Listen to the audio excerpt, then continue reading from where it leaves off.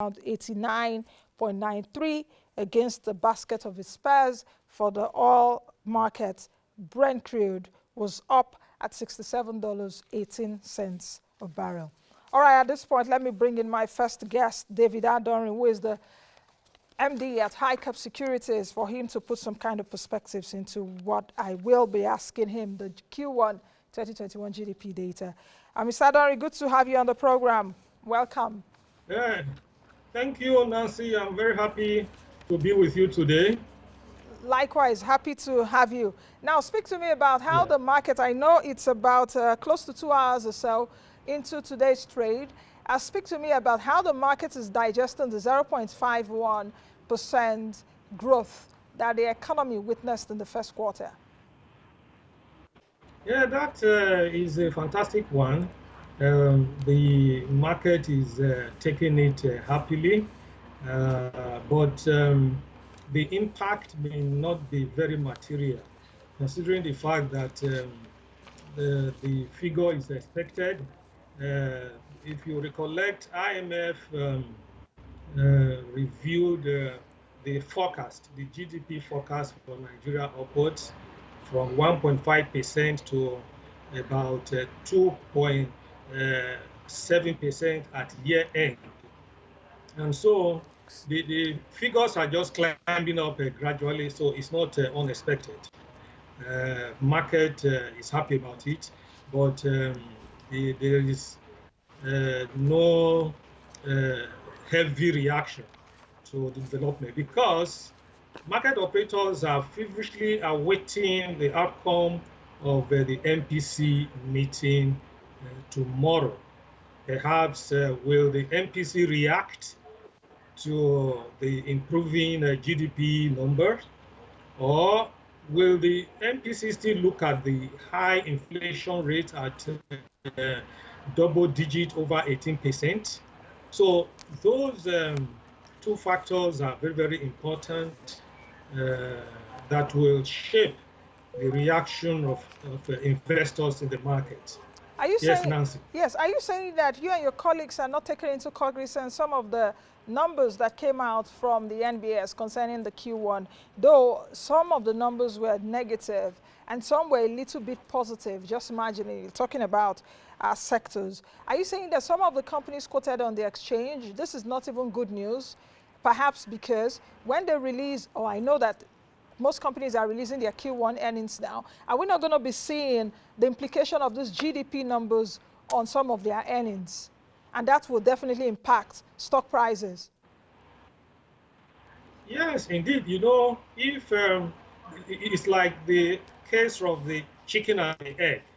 Generally, if the performance of companies, which constitute the fundamentals of the economy, if they perform well, that will be translated to an improving GDP situation. So that the GDP has shown recovery and is rising is indicative of the fact that companies are actually getting better in their activities. So that will eventually reflect in the demand for their securities. Although what we saw last week was a little loss of confidence in the equities market, because equities declined, while on the Nigerian Stock Exchange, the demand for bonds increased, and that was reflected in the average price of bonds, which rose, and then yield fell, indicating that there was a little decline in confidence in the equities market. Hence, financial assets flowed from equities to fixed income. But we can also understand it against the background, and that's a part of the report you just read, that there was serious liquidity squeeze last week as a lot of funds were moved into payment for applications made by investors for bonds. And so, but this week, we are hoping that macroeconomic liquidity will improve, considering the fact that there are almost maturities that will hit the market this week. So if that is the case, it's likely that financial assets may reverse a little bit and start to flow into the equities space, thus reversing the decline we saw in equities last week. Okay. But generally, the numbers are improving. Which yes, Nancy. What numbers do you mean? Yeah, like the GDP. Okay. The GDP is the biggest of all the numbers, because if GDP is increasing, it means that the economy is healing, economy is improving, and that will reflect in the employment level in the economy, which means that more employment will be generated, and more wealth will be created in the economy. So that is a very positive development in the economy and by implication in the financial markets. I like then what we you look at okay. the. I like what you Yes, said that I like what you said that the economy is healing. Sorry, I have to butt in here. That the economy is healing. I like that. It's healing. Yes, because it's been suffering hemorrhage. So I think the wound was so wide, but it's gradually the wound is gradually drying up. If we have to, you know, explain it in that terms. But let me ask you this question, which is the MPC has started its meeting today. It will end tomorrow. Is the market expecting a policy change? Yes, ordinarily with the figures that you read out earlier on concerning the GDP growth rate, then we're also aware of the slight decline in inflation rate. So generally, those are factors that should make the MPC relax monetary policy. But the inflation rate is still high at double digits. And a lot of the expansionary monetary policy of the CBN in the past had actually contributed immensely to the exacerbation of inflation. And inflation is a double-edged sword, because if you're having what happened was we had a recession or a stagflation propelled by inflation. And the monetary policy that was adopted was a little bit surprising, because ordinarily you tighten money supply if your recession has been caused by deflation. But whereas that was inflation, and yet there was an expansionary monetary policy which subsequently exacerbated inflation. And inflation could actually wreck an economy and take it back into depression. So the MPC is now faced with a dilemma, because what they want to do now is to move the economy away from a recession, which it had marginally done, and support growth in the economy. So it may be difficult for them to come up with restrictive monetary policy. Yet, if inflation is not tamed, then it could wreck the economic stability that we are witnessing. So that is why the financial market operators are feverishly awaiting the direction of monetary policy, as it will affect the interest rate policy, as it will also affect the exchange rate policy and then trade policy, because generally the monetary authority has outmuscled the fiscal authority in determining the trade policy now. So we'll need to know the sectors of the economy that are favored in terms of supporting them with foreign exchange to import the inputs that are not available locally. So market operators are waiting. Do you think that the markets have, you know, moved ahead of the MPR? Because if you take a look at the rates across markets, money markets and co, they are just ahead of the NPR. So what difference does it make tomorrow when Emefiele announces the decision, though we know that that is the benchmark rate, that is the anchor rate by which other rates, you know, are derived from. So how much difference will it make? The markets, have they moved ahead?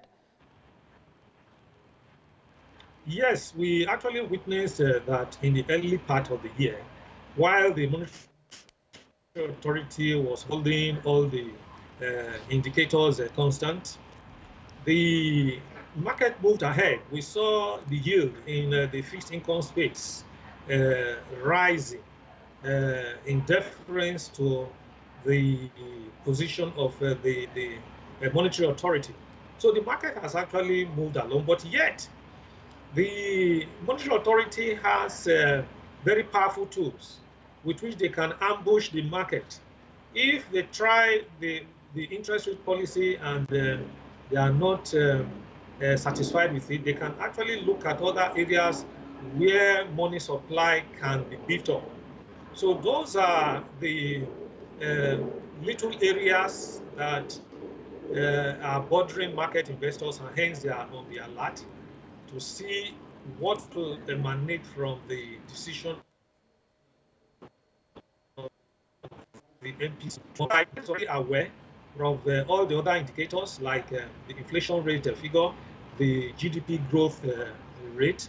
And so what is left now is to see how the monetary authority is going to interpret those numbers and formulate their policies that will then inform how market will react. Final question for you, Mr. Adonri. How do investors find opportunity in this bearish market right now? Because the year-to-date performance is still in the negative territory, a whooping 2.39% depreciation for the market last week, with local investors being the majority players in our stock market right now. How do I find opportunity in these uncertain times, a pandemic-induced recession?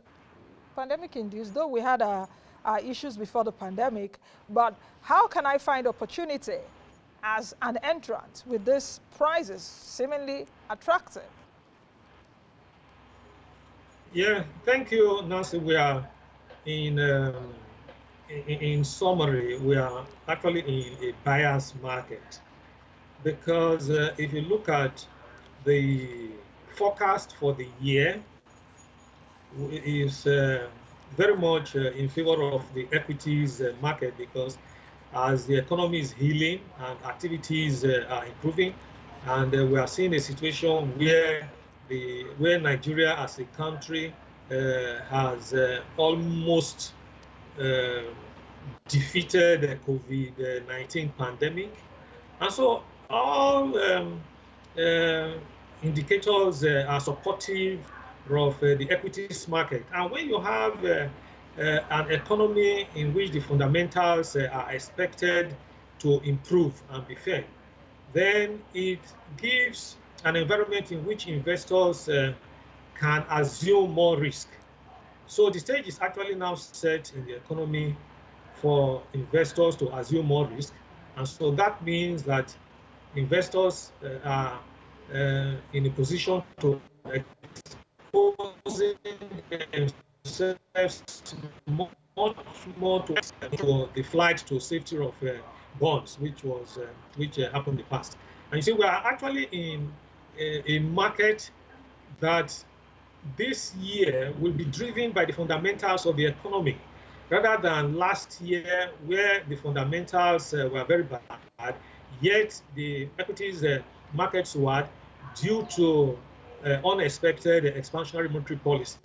But expansionary monetary policy is no longer a tool that is tenable at this stage of economic development. So investors can actually assume more risk now. But there's a caveat. If the insecurity continues to diminished intensity, then investors still need to be cautious. Okay. Thank you. I think we'll leave it at that. Thank you very much, Mr. Adonri, for joining us today. I've been speaking with David Adonri, who is the Thank you, Nancy. Chief Executive Officer at HiCap Securities. Let's take a minute break, and when we come back, my second guest, Toby Bondifaye Wokbe, who is the team lead research emerging Africa Capital Group, will be joining me. We will break down the GDP numbers, Q1 2021 GDP numbers. We'll break it down for you to understand. So all the English you've been seeing in the newspapers and all of that, we'll be giving you perspectives and tell you what it means after this break. So Nigeria, we've just seen a whole lot of competition now. Like I said, young people like to develop new innovations or things that will just give them money instead of looking at the broad or long-term view of how we can change the whole nation. Nigeria is literally placed in a place that can bring up a new technology that can change the whole of Africa. We are placed in that sort of trajectory to change the whole of Africa's way of even the way we see money, the way we value ourselves, the way we impact our community, our environments, and even the organizations that exist around us. But we really do not, we don't focus on that point. So I think that Nigeria has a long way to go. The competitive nature of all the fintech does not allow a collaborative movement that can bring all those people that are unbanked, because those are the people we need to focus on, or even how they're working, how their money is being used to develop the economy. We need to bring up a new way of doing that. So I think in comparison to Kenya, Nigeria just has to change the way that we build this let's say, ecosystem.